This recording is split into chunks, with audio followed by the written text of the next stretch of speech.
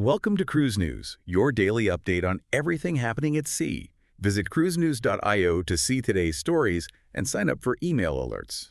Right. So imagine trying to squeeze, a floating 140,000-ton skyscraper into a port that was built for ships maybe half that size. Good luck. Yeah, exactly.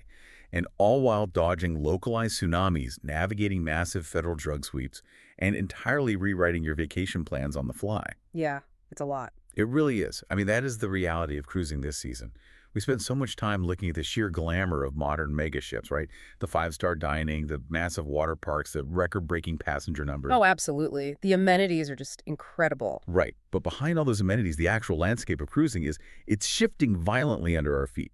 So today, we are looking at a stack of recent Port Authority bulletins, federal court filings, and urgent itinerary alerts to uncover exactly what is changing for you before you step foot on a gangway. Yeah, the behind-the-scenes stuff that really impacts your trip.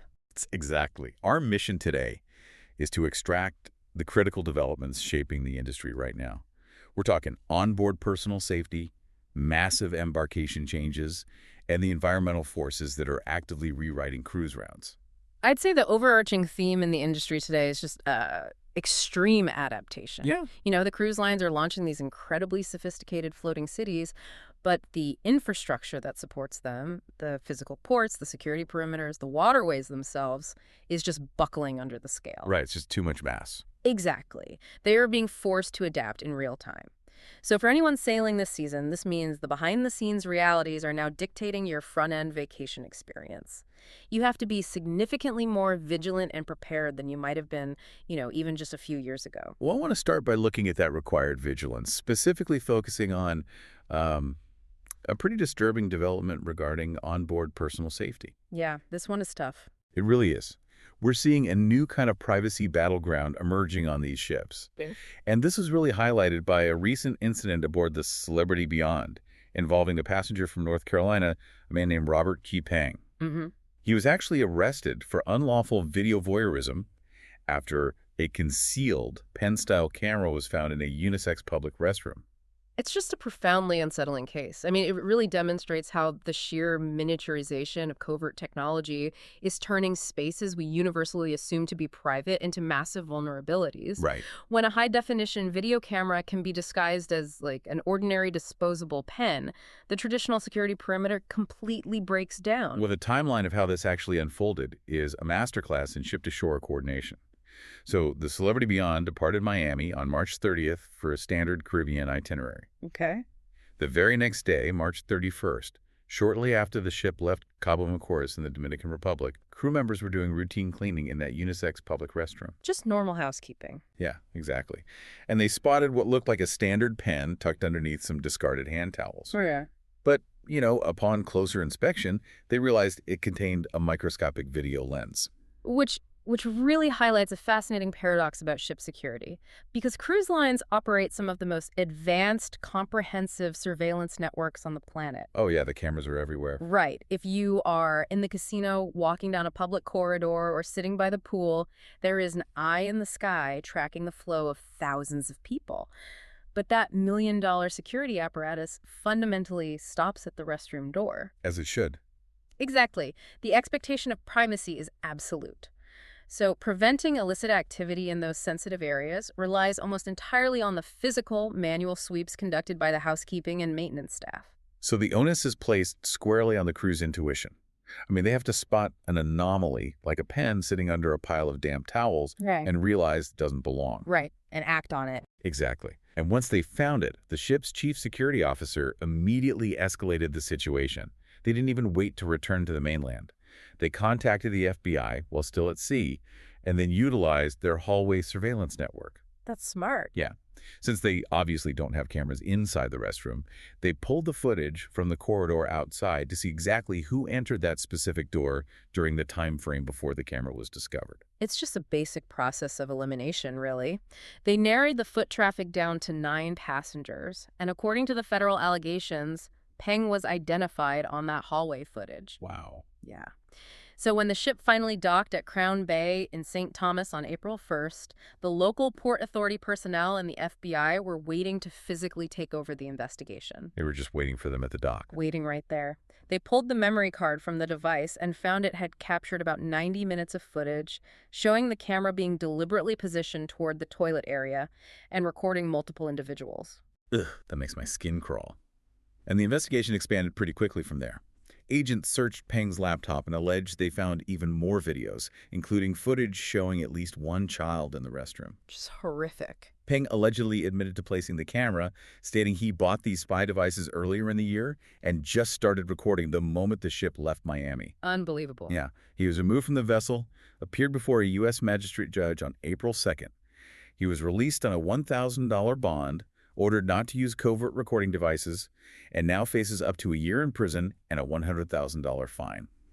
You know, the relatively low bail amount for a federal charge of that nature is certainly something that catches the eye, but the broader takeaway for passengers here is the speed of the federal response. It was incredibly fast. Right. The moment a ship enters the jurisdiction of a U.S. port like St. Thomas, the enforcement net drops incredibly fast. Well, there is a massive friction point when personal privacy collides with security on a ship. But what is fascinating to me is that this intense federal dragnet isn't just happening on the water. It is happening across the entire adjacent travel infrastructure. If you look at St. Thomas, the exact place the FBI boarded the Beyond, the surrounding travel hubs are operating under an unprecedented level of scrutiny right now. Oh, absolutely. The Cyril E. King Airport in St. Thomas is a perfect example of this heightened environment. Concurrent with the Celebrity Beyond incident, federal agents there have been intercepting major drug smuggling operations hidden within passenger luggage. Really? Like just in checked bags? Yeah, exactly. Customs and Border Protection, or CDP, have deployed these highly specialized K-9 units to screen the massive influx of travelers moving through these island hubs. Well, the numbers coming out of these buses are just staggering. On April 2nd, a narcotics-detecting dog named Molly flagged a suitcase that ended up containing over 22 pounds of cannabis. 22 pounds, wow. Yeah, and that's not even all. In early March, another K-9 unit intercepted 15 pounds of cannabis in a different suitcase. And even more surprisingly, CBP agricultural specialists, the personnel usually looking for undeclared fruit or invasive insects. Right, the agriculture guys. Yeah. They found over 15.5 pounds of cocaine completely sewn into the inner linings of a passenger's suitcase. See, the methodology is what makes this so complex. Smugglers are actively trying to blend into the overwhelming volume of cruise and resort tourists. Right, hiding in plain sight. Exactly. The authorities counter this not just with dogs like Molly, but with deep intelligence sharing and passenger profiling. When someone is caught moving 15.5 pounds of cocaine through a busy Caribbean airport, they aren't looking at a $1,000 bond. No, definitely not. They're facing major federal charges for possession with intent to distribute, significant prison time, and are often held without bail entirely. The entire ecosystem around the cruise port is heavily monitored and fiercely defended right now. So we have this intense friction regarding security and illicit activity once you are actually traveling. But, there's a completely different type of friction happening back on the mainland before you even board. Oh, yes, the embarkation nightmare. Exactly. The sheer physical logistics of moving thousands of people onto these new vessels is literally breaking the concrete at our ports.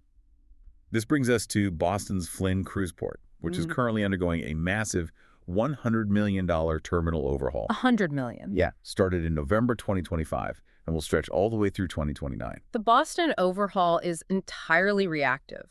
I mean, it is a survival mechanism. Yeah. The ships have simply gotten too large for the legacy infrastructure to physically process them. Boston is preparing for an absolutely monumental 2026 season. They're bringing in 23 different cruise brands and 9 Homeport vessels between April and November.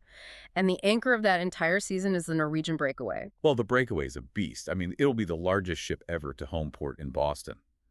We are talking about a vessel with a capacity of nearly 4,000 passengers and a volume of 145,655 gross tons. Right. And I'm glad you mentioned the gross tonnage because it is a concept that often confuses people. Yeah. How does that work exactly? Well, when you hear 145,000 tons, the immediate assumption is that the ship weighs 145,000 tons. Right. But gross tonnage is actually a measure of enclosed internal volume.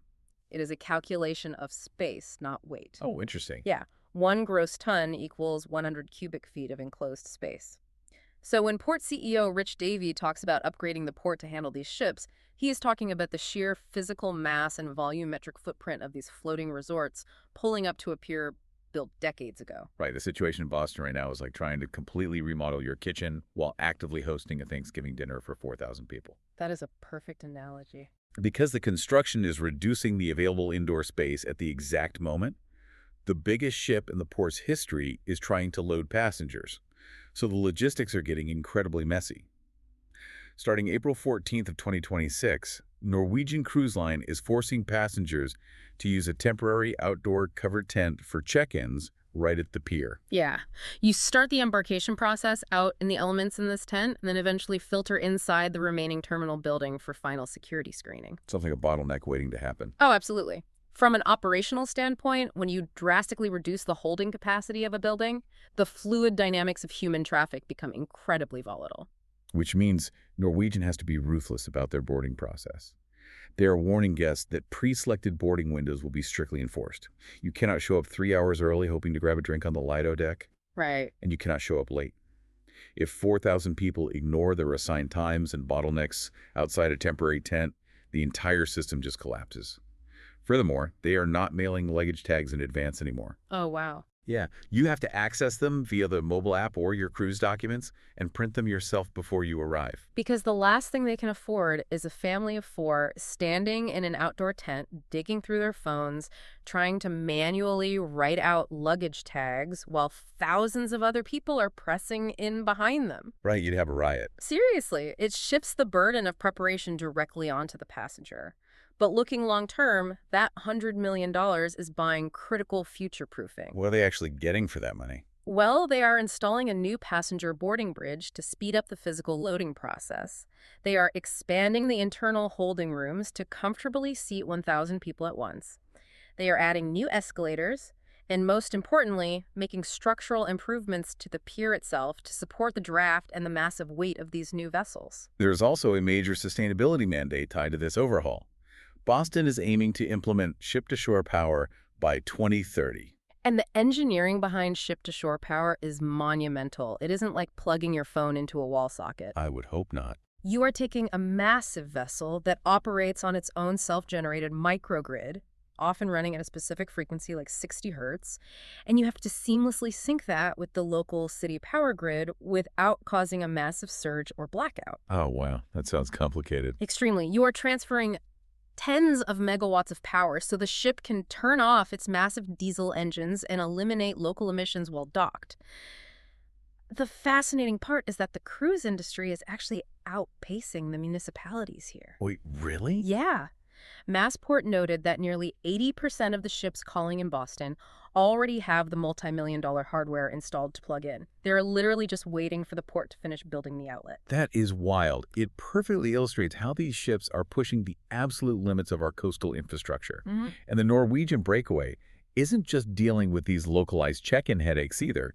They are actively rewriting their schedules. Guests booked on an August 30th, 2026 sailing were just notified that their route is changing. They are going to visit Portland, Maine, a full day earlier than planned, sacrificing a scheduled sea day to make the port availability work.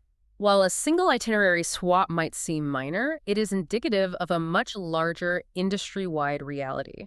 Cruise lines are no longer treating itineraries as locked-in guarantees. They're more like suggestions at this point. Exactly. They are treating them as rough drafts. Yeah. Between port congestion, the sheer size of the ships limiting where they can dock, and increasingly volatile environmental conditions, routes are being rewritten constantly. Yeah. And nowhere is that environmental volatility more apparent right now than on the West Coast. Well, let's shift our focus to the Pacific, because Virgin Voyages just launched its first ever California Homeport on April 7th, 2026. Yes, the Brilliant Lady. Exactly. They brought the Brilliant Lady to Los Angeles, and they did it with maximum spectacle. They hosted a massive preview event for over 2,000 invited guests, bringing in travel advisors, media, and influencers like Dixie D'Amelio.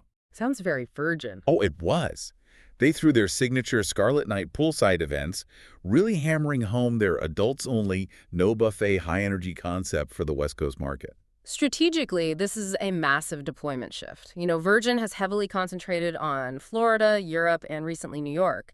But bringing the Brilliant Lady, a 909-foot, 110,000-ton ship designed specifically to squeeze through the Panama Canal to Los Angeles, is a direct play for a booming regional economy. And the numbers back up the strategy. The Port of LA just reported a record-breaking year in 2025.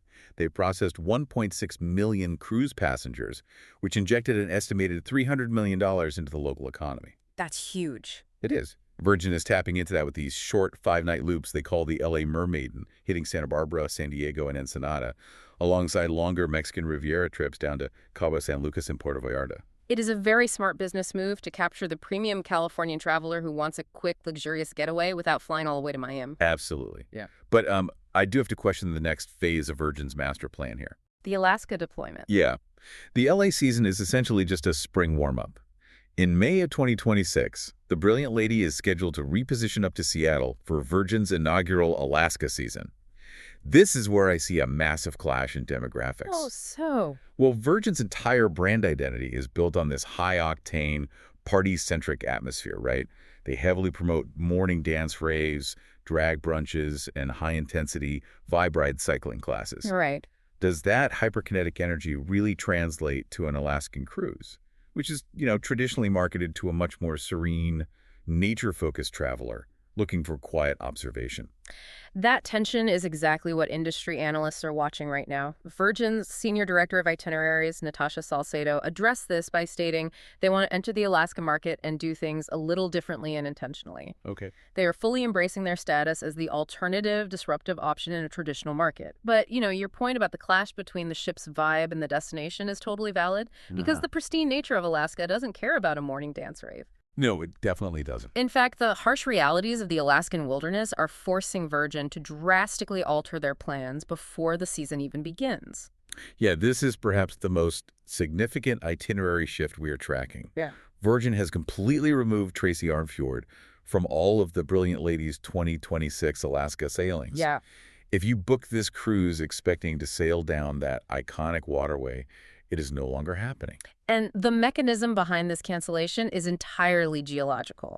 The Tracy Arm area is experiencing severe instability and high landslide risks. This goes back to last year, right? Exactly. Yeah. This stems directly from a major event on August 10th, 2025, where a massive landslide triggered a localized tsunami near the South Sawyer Glacier. And the physics of a fjord tsunami are absolutely terrifying. I mean, imagine a bathtub filled to the brim with water. If you drop a heavy cinder block into that tub, the water violently displaces over the edges. Right. Now scale that up to a deep, incredibly narrow glacial channel with nearly vertical rock walls. When thousands of tons of unstable rock shear off the side of the mountain and plummet into the water, that displacement has nowhere to go but straight down the channel as a concentrated high-velocity wave. That is exactly the right analogy. The geography that makes the fjord so stunning to look at is the exact same geography that makes a tsunami there so catastrophic. Yeah. It acts like a pressure valve.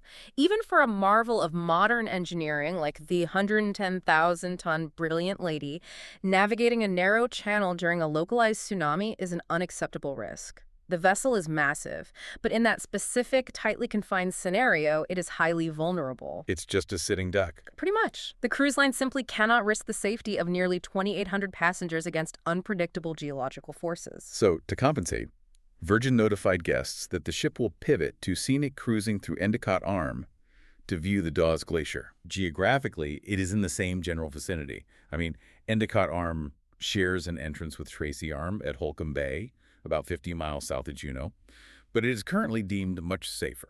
And it is crucial to point out that this is not a failure of logistics on Virgin's part. They are reacting to an industry-wide environmental mandate. Major players like Carnival Cruise Line and Holland America Line have been forced to make the exact same geological detours. Wow, so it's everyone. Everyone. The mountains are literally crumbling, and the entire industry has to redraw the map in response. It is a profoundly humbling realization, isn't it? You can book a $1 billion, meticulously curated luxury vacation, complete with Michelin-star dining and high-tech amenities, but the moment the ship leaves the dock, you are entirely at the mercy of planetary forces. Which brings up a final structural question we really have to ask ourselves about the future of this industry. What's that? Well, we are constantly marveling at the endless ambition of the cruise lines, right? Ships getting taller, wider, and heavier. Always pushing the limits. Always. But if municipal ports are being forced to spend $100 million just to keep their concrete from cracking under the weight, and if unpredictable environmental forces like fjord tsunamis are actively cutting off access to marquee destinations, We really have to wonder, is the era of the megaship rapidly approaching a hard ceiling? There is a physical and planetary limit to how big these vessels can get before the Earth itself simply cannot accommodate them anymore. So for the modern passenger, the ultimate skill isn't just picking the right cabin or printing a luggage tag. Huh. It is recognizing that the ecosystem around the cruise is becoming volatile and mastering the art of absolute flexibility. Thanks for listening to Cruise News. Visit cruisenews.io to catch up on the latest updates and sign up for free email alerts.